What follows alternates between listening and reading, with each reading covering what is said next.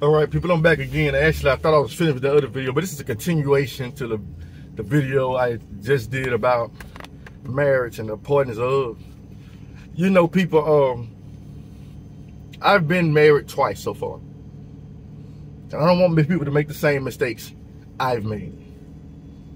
So I tell everything I know and everything I learned. You know, like most people, like, it's so easy to remarry. But if you think about everything that comes with when you remarry someone, okay, you're becoming one with another now.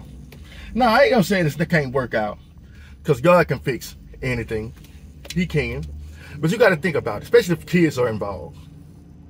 Now you got two families coming together that have kids outside of the marriage, right? Now think back to Abraham and Sarah. When Abraham had the child with the other woman, and instantly, drama, instant. I want her gone. I want her out of here. So think about what comes with that. You know, and guess who get affected by it? Because people like, I done heard people so many times say this dumb thing right here. And it was dumb when I first heard it, and it's still dumb to now. It's still dumb today to me. Because it's selfishness. It's selfishness. Don't stay together for the kids. Go where you want to do. You just don't know how you traumatizing those children. What you putting them through. Because you want to do this. So you got to think long and hard about who you lay down with. I'm just being real with you. You got to deal with that. Make it work if you can. I'm telling you, do your best. Pray, pray, pray, pray, pray. Because you're going to have to deal with that. You have to deal with your kids. Like you marry somebody else, they got kids. But you still having to take care of your other kids. And now your other kids getting put on the back burner. Your real kids. But these are your real kids now through marriage. Now, do you see everything that comes with it? How it just keep trickling down. Trickling and trickling down. And there's nobody to blame but you. You know, because everybody feel they can start over. I'm gonna tell you something, people. It's not as easy as people make it to be. I was looking at how many times J-Lo has been married. I was like, golly, I look at how many times people have been married. I know somebody that's a coworker that's been married 8 times. But he told me something, you know. But his first marriage ended. His wife got hit by a truck and she was killed. And he said he never really bounced back for her. He said he'd been looking for somebody to replace her for years. And, you know, that's why he got married. And I understand. I really do. You know, we're supposed to understand people. You understand? And he's seeking after. That's why a lot of people can't understand Samson's story. If I was Samson, we all have been Samson at one point in time. A man seeking love. Sometimes you find it in the right place right off the bat. Glory to God for all those that found that counterpart and still together right now. Hats off to you. I'm being real with you now. I love when I see a family, a household that's been together and been through hell and high water, separated, came back together, never left each other. You know what I'm saying? I'm just saying, because most people be like, whatever. Now when you have parties, you got to invite all these folks. Just imagine people who've been married 3 times. Now you got, with kids out of each, I'm just saying, man, look at the confusion you start. And it's your fault. Even though God's going to forgive you. But I'm trying to tell you so you don't do it. You know, in my current marriage, I'm separated, but I had problems with that. With going to see my kids. Because I'm married to her. You're my wife now. Well, they still my kids. I got to look out for them. I got to see them. I can't just focus all my time on you. I'm just saying, you see what the problems, I'm telling y'all what I go through. And guarantee you, the majority of people who going through it too, they just don't talk about it. They act like they super happy. I done seen people leave their wives and leave their wives or their husband, post all these happy pictures. Year later, not so happy. I'm just being real. Don't do it. Pray, pray, and pray. Because you just don't know what you got to deal with.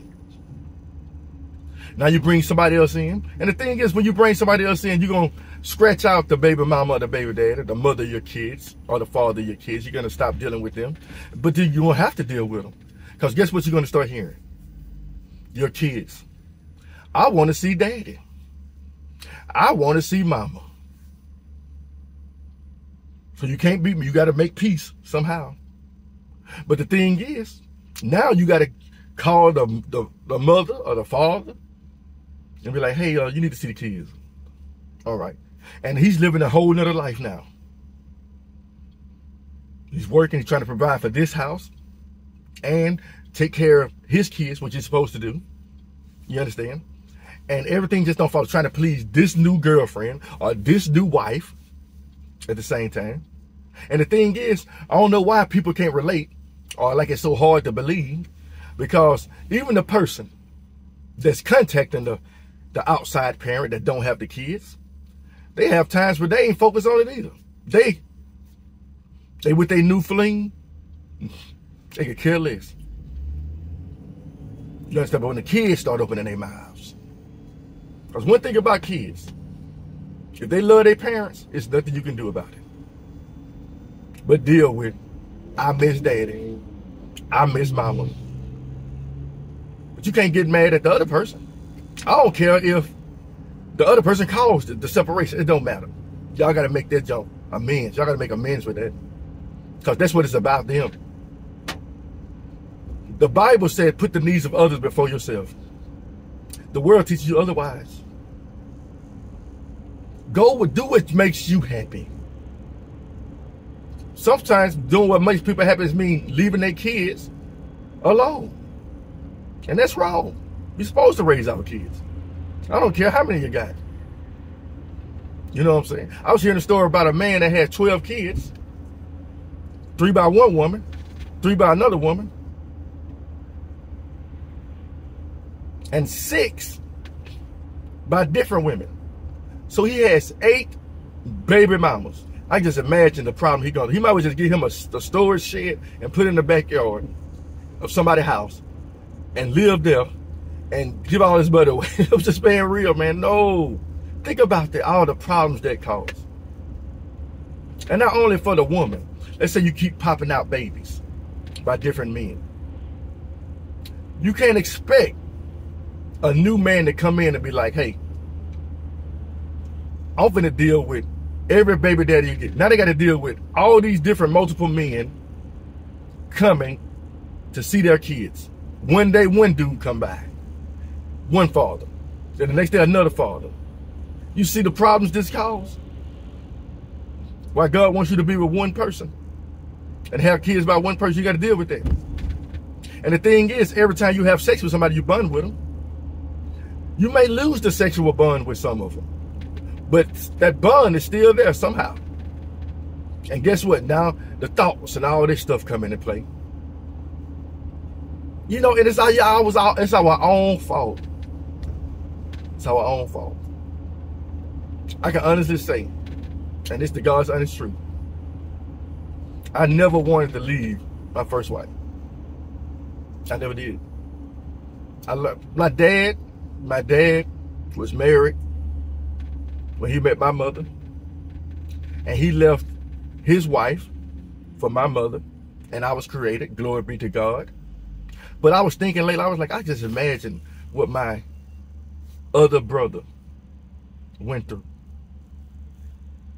Like, whoa. You went from having your mother and father in one house to, and you know what I'm saying, my dad was good, my mother's good people, but they made mistakes too. But some of the mistakes created me. Glory be to God. That's why God don't like abortion. You open your legs or you pull your junk out and put it in something, suffer the consequences. Because you don't know what God is trying to create through your mistake. It's too late now. You can't fix it. Well, the world says you can. But God's like, bring that child into this world. Or don't have sex no more. Condoms are deceitful. I'm just being real. It's all deceitful. You know, but I thought about that. I was like, man, I wonder what he went through. He probably despised us. And it's not even our fault. And I can just imagine what my father went through. He never really talked to me about it. You know, he rarely ever saw, not that I know of, his son a lot. He didn't really come around. You know what I'm saying? You know, I even tried to reach out to him, but it just won't work. We never could connect. There's still time, but he's older than me. He's the oldest brother. And I wish we could be on good terms because we're brothers. But that pain resonates for a long period of time. But God can fix it now. I'm not trying to tell you God can't fix it. God can fix anything. But it's our goal is to learn from our mistakes. You know, I don't want my kids to go through what I went through. I want them to break the chain. I want them to find a counterpart that they're going to stick with and raise their children with and stay that way.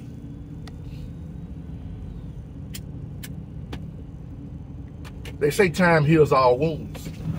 That is true, because if you keep on living, your kids are going to grow up. Everything is going to balance out.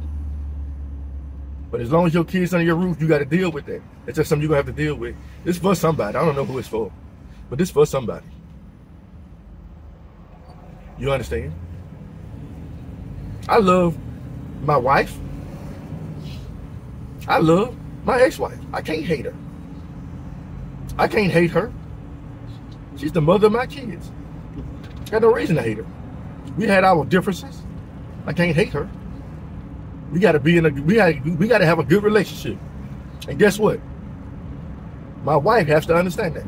She has no choice but to understand. Just like I wouldn't want her to disown the father of her kids. I still want them kids. When I married my first wife, she had a child. She had a son. And I told him, I said, I can never replace your father. But just look at it like this. You got two father figures in your life. He can teach you things that I can't. And I can teach him to do things that he can't. You got the best of both worlds. But I'll never replace your father. That's your daddy. You know. And even to this day, I have no problems. You know, I saw him recently. You know what I'm saying? Still in good terms. But you just think about, I'm telling y'all all the problems I go through right now. God's fixing them, but it's so many problems. So much trying to figure out. So much praying. Like, Lord, fix this. I can't. But you can. So even if you make the mistake, but I'm just telling you, for the people who ain't got no kids right now, don't do it. Don't marry a boastful person. Find you that one person. And if you flee lust, flee fornication, I'm telling you, if you ain't finna marry them, I'm just blessed that yet still the Lord only had me have kids by one woman. That's a blessing to me. You know, glory be to God. You understand? But I still want kids. I still want more. You know what I want? And I'm going to be honest. I want a child I can raise from the moment it comes out the womb to the moment they leave my house. Because I believe it's unfair to my kids for them to have their father away from them. And the way I look at it, no man can replace me as a father. No man. I don't care who he is. Can't replace me. It ain't happening. Can't replace me. I prayed that prayer years ago, so I already know it already answered. Now the woman might think I can be replaced, but my kids know I can't be. They know. Still to this day. My ex-wife having problems with the kids, guess what she called? Me. I'm just being real. It is what it is. And guess what? I'm going to answer. So, my thing is, me right now, I'd rather be single until God fixes the situation. How he fixes it. So I'm not going to bring another woman into this situation. If God wills it. I'm not going to put nobody through my problems that I caused, that my sin caused to happen. I'd rather not do that. Y'all better start thinking the same way. Every time you sin, it affects somebody. So selfishness has to go. Marriage is not a selfish venture. Sex is. That's selfish. Cheating is selfish. It is. You get so caught up in it, you don't care who it hurts. Then you're mad because the person found out. Now you look like a fool. Now you're trying to justify yourself. You caused it, no. Even if I did cause it, it was your choice to do what you did.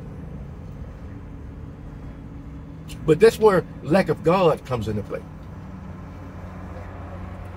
He said people gonna be married and giving into marriage, married and giving into even in the last days. He said women gonna join to one man. Like, let us only be called by your name. So the Bible even tells us that there's gonna be men marrying multiple women again. It's already happening. It's already happening. You know, God can fix everything. But the thing is, according to the Bible, you can have multiple wives. You can. It is what it is. Solomon's problem was, he said, don't let them change your heart. But who want 1,000 wives and concubines? Think about the lust. If you can't read between the lines, there was a lustful man. David was lustful too. His son was even more lustful than him. And it didn't end well for Solomon. So at the end of his life, he was confounded. He fell away from God. The wages of sin, that's what they do. But that was the warning. Don't let them change your heart.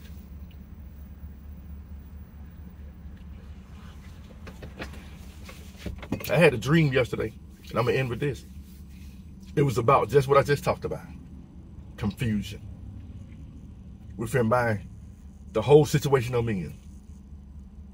And it pinpointed to the kids, the children.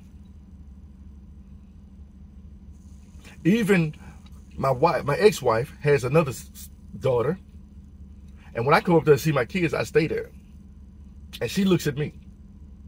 And she sees me too. But she also sees her father.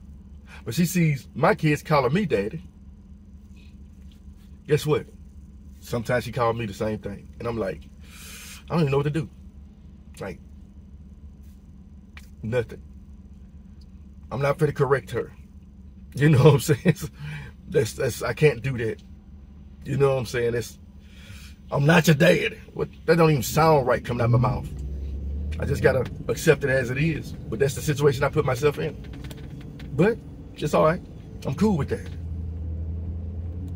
You understand? My wife, not so much. But I can't expect her to. But I expect her to understand that I'm not going to give up on my kids. I mean, I got to go through my ex-wife. I got no choice. I'm going to. Because nobody's going to stop that. I don't care who you are. If God stops it, and I doubt that very seriously. But I lean on the promises of the Lord. There's no man that's left home or wife or kids for my name's sake. I lean on that. I'm like, Lord, you know my situation. I know you can fix this. I know I can still be blessed, even though I'm a sinner. Thank you for sending your son on the cross for me to right my wrongs, because I can't do it myself. You can make this right.